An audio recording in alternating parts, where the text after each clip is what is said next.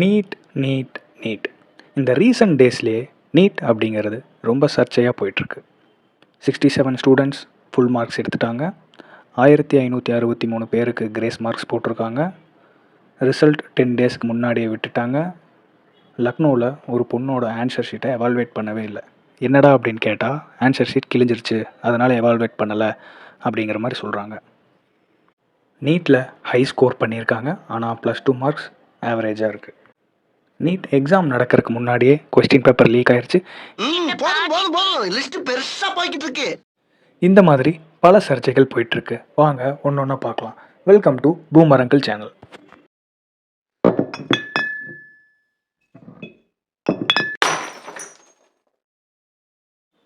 First இந்த நீட்னா என்னன்னு பார்ப்போம். NEET national eligibility cum entrance test. இது ஒரு all India examination. Medical and dental காலேஜஸோட அட்மிஷன்ஸ்க்காக நடத்தக்கூடியது. நேஷ்னல் டெஸ்டிங் ஏஜென்சி இவங்க தான் இந்த நீட்டை கண்டக்ட் பண்ணுறாங்க. இதெல்லாம் ஓகே. பிரச்சனை எங்கேருந்து ஆரம்பிக்குதுன்னா, நீட் 2024 ரிசல்ட்ஸ் ஜூன் 14, 15 ஷெட்யூல் பண்ணியிருந்தாங்க. ஆனால் நம்ம லோக்சபா எலெக்ஷன்ஸ் ரிசல்ட் வந்த ஜூன் 4 ரிலீஸ் பண்ணிட்டாங்க. ஏன் இந்த அவசரம்? இந்த நீட்டோட ஃபுல் மார்க்ஸ் எவ்வளோன்னு பார்த்தா 720.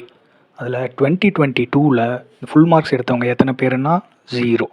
2023 2 பேர் தான். ஆனால் 2024 67 பேர். அந்த 67 பேரில் 6 பேர் ஒரே சென்டரில் எக்ஸாம் எழுதினவங்க. இது என்ன பிரமாதம்? இது விட ஸ்பெஷலைட் ஒன்று இருக்கு. கூவுடா. ஃபர்ஸ்ட் மார்க்ஸ் 720, செகண்ட் மார்க் 719, 718 இதெல்லாம் எடுத்திருக்காங்க. இதில் என்னடா சஸ்பீஷியஸாக இருக்குது, இதெல்லாம் யூஸ்வல் தானே அப்படின்னு பார்த்தா, நீட்டில் ஒரு கரெக்டான ஆன்சருக்கு 4 மார்க்ஸ், ஒரு தப்பான ஆன்சருக்கு 1 மார்க் மைனஸ். இப்படி கால்குலேட் பண்ணி பார்க்கும்போது மேத்தமெட்டிக்கலாக 719, 718 இதெல்லாம் பாசிபிளே இல்லை.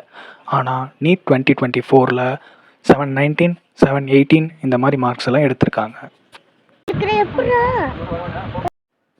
இதுக்கெல்லாம் ரீசன் என்னன்னு பார்த்தா, சில எக்ஸாம் சென்டர்ஸில் எக்ஸாம் ஸ்டார்ட் ஆகிறதுக்கு டிலே ஆகிருக்கு. அந்த டிலேவை காம்பன்சேட் பண்ணுறதுக்காக என்டிஏ ஸ்டூடெண்ட்ஸுக்கு கிரேஸ் மார்க்ஸ் அவார்ட் பண்ணியிருக்காங்க. அந்த கிரேஸ் மார்க்ஸ்னால் இந்த 719, 718 இந்த மாதிரி மார்க்ஸ் எல்லாம் வந்திருக்கலாம் அப்படின்னு சொல்கிறாங்க. ஆமாம், ஸ்டூடெண்ட்ஸோட கண், காது, மூக்கு, வாய், இன்னர்ஸ் வரைக்கும் எல்லாம் செக் பண்ணி தான் அனுப்பணும். டிலே ஆகத்தானே செய்யும். 1563 பேருக்கு இந்த கிரேஸ் மார்க்ஸ் கொடுத்துருக்காங்க. ஆனால் இப்போ ரீசெண்டாக வந்த ஜட்ஜ்மெண்ட்டில் என்ன சொல்லியிருக்காங்க அப்படின்னா, இந்த கிரேஸ் மார்க்ஸ் கொடுத்ததை நாங்கள் கேன்சல் பண்ணுறோம். இந்த 1563 பேருக்கு ஜூன் 23 ரீநீட் கண்டக்ட் பண்ணுறோம். அவங்க விருப்பம் இருந்தால் இந்த ரீநீட் எக்ஸாமை எழுதலாம். அவங்களுக்கு இந்த ரீநீட்டில் வாங்குகிற மார்க்ஸ் கன்சிடர் பண்ணப்படும். அப்படி இல்லை அப்படின்னா அவங்க முன்னாடி எடுத்த மார்க்ஸ் கிரேஸ் மார்க்ஸ் இல்லாமல் ஆக்சுவல் மார்க்ஸ் அதை கன்சிடர் பண்ணுவோம் அப்படின்னு சொல்லியிருக்காங்க. இதுக்கு அப்போவே எவ்வளோ டைம் டிலே ஆச்சோ அதே எக்ஸ்ட்ரா டைமை கொடுத்து அந்த சென்டர்லேயே இந்த ப்ராப்ளமை சால்வ் பண்ணியிருக்கலாம். இதுக்கு ஃபஸ்ட்டு கிரேஸ் மார்க்ஸ் கொடுக்குறேன்னு கொடுத்து இப்போ அதை எடுத்து திரும்பி அவங்களுக்கு ரீநீட் வைக்கிறேன்னு சொல்லி இந்த எக்ஸாமில் ஃபஸ்ட் அட்டம்ப்டில் கிளியர் பண்ணுறவங்க சில பேர் தான். ஆனால் பல பேர் 1 வருஷம் 2 வருஷம்னு மல்டிபிள் அட்டம்ப்ட்ஸ் கொடுத்து வெயிட் பண்ணிகிட்ருக்காங்க. அப்போ அவங்களுக்கெல்லாம் சொல்யூஷன் என்ன? நம்ம தமிழ்நாட்டில் இந்த நீட் இன்ட்ரடியூஸ் பண்ண அப்போ இருந்தே இதை எதிர்த்து போராடிட்டுருக்காங்க. ஏன் அப்படின்னு பார்த்தா, +2 எக்ஸாம்ஸுக்கு படிக்கணும், நீட் அதோட சிலபஸ் வேறு, அதுக்கு ஒரு கோச்சிங் சேரணும், இது எல்லாமே ஸ்டூடெண்ட்டுக்கு எக்ஸ்ட்ரா ஒரு ஸ்ட்ரெஸ். அதுவும் இல்லாமல் இந்த நீட்டுக்கு கோச்சிங் சென்டரில் சேர்ந்து படிக்கணும். காசு இருக்கவங்க கோச்சிங் சென்டரில் சேர்ந்து ஈஸியாக படிச்சிடலாம். ஃபஸ்ட் அட்டம்ப்டில் கிடைக்கலினாலும் செகண்ட் அட்டம்ப்ட், தேர்ட் அட்டம்ப்ட்னு வெயிட் பண்ணி படிக்கிற அளவுக்கு அவங்களுக்கு ஒரு லக்ஸுரி இருக்குது. ஆனால் படித்து தன்னோட ஃபேமிலியை தான் பார்த்துக்கணும். நம்ம எவ்வளோ கஷ்டப்பட்டாலும் சரி, நம்ம பையனையோ பொண்ணையோ நல்லா படிக்க வச்சுருவோம், அவங்க நம்மளை காப்பாற்றிடுவாங்க அப்படின்னு நினைக்கிற ஒரு ஃபேமிலி இந்த கோச்சிங் சென்டரையோ அதுக்கான ஃபீஸ், இந்த மல்டிபிள் அட்டம்ப்ட்ஸுக்கு வெயிட் பண்ணுறது இதெல்லாம் எப்படி அஃபோர்ட் பண்ணுவாங்க? இந்த ரீசன்னால் தான் தமிழ்நாடு கவர்மெண்ட் ஸ்டார்டிங்லேருந்தே இந்த நீட் அப்படிங்கிறத அப்போஸ் பண்ணிகிட்டு இருந்தாங்க. இந்த நீட்டோட இம்பேக்டை ஸ்டடி பண்ணுறதுக்காக Tamil Nadu government justice AK Rajan அவர்கள் தலைமையிலான கமிட்டி ஒன்று ஃபார்ம் பண்ணுறாங்க. அந்த கமிட்டியோட ரிப்போர்ட் என்ன சொல்லுது அப்படின்னு, ரூரல் ஏரியாஸ்லேருந்து வர ஸ்டூடெண்ட்ஸ் தமிழ் மீடியமில் படிக்கிற ஸ்டூடெண்ட்ஸ், லோ ஃபேமிலி இன்கம் கொண்ட ஸ்டூடெண்ட்ஸ், இவங்க நீட் மூலிமா மெடிக்கல் சீட் அச்சீவ் பண்ணுறது ரொம்ப கம்மியாக இருக்குது அப்படிங்கிற மாதிரி சொல்கிறாங்க. அப்போது காசு இருந்தால் தான் டாக்டர் ஆக முடியுமா?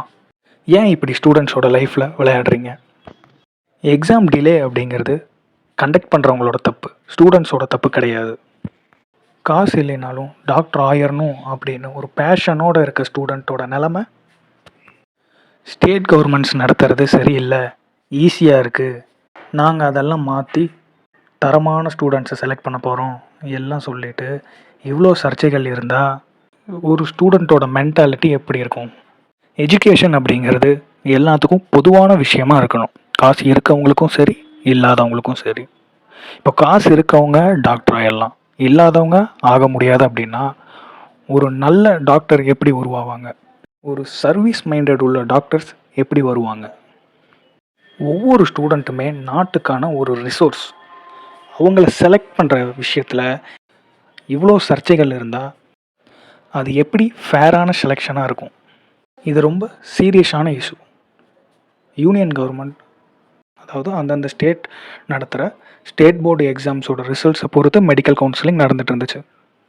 அந்த சிஸ்டமை திரும்பி கொண்டு வரணும். அப்படி இல்லை அப்படின்னா இந்த மாதிரி எந்த பிரச்சனைகளும் இல்லாத வகையில் எல்லாருக்கும் ஃபேராக இருக்கிற மாதிரி இந்த எக்ஸாம்ஸை கண்டக்ட் பண்ணணும். நான் இந்த கட்சிக்கு சப்போர்ட் பண்ணுறேன், அதனால் நான் நீட்டை ஆதரிக்கிறேன், இந்த கட்சிக்கு சப்போர்ட் பண்ணுறேன், அதனால் நீட்டை எதிர்க்கிறேன், இப்படிங்கிற வகையில் இருக்கக்கூடாது. இந்த விஷயத்தில் ஸ்டூடெண்ட்ஸ் பெரிய அளவில் பாதிக்கப்பட்டிருக்காங்க. என்றைக்குமே பாதிக்கப்பட்டவங்க பக்கம் நின்று பேசணும். பாதிக்கப்பட்டவங்களுக்கு நியாயம் கிடைக்கிற வகையில் சப்போர்ட் பண்ணணும்.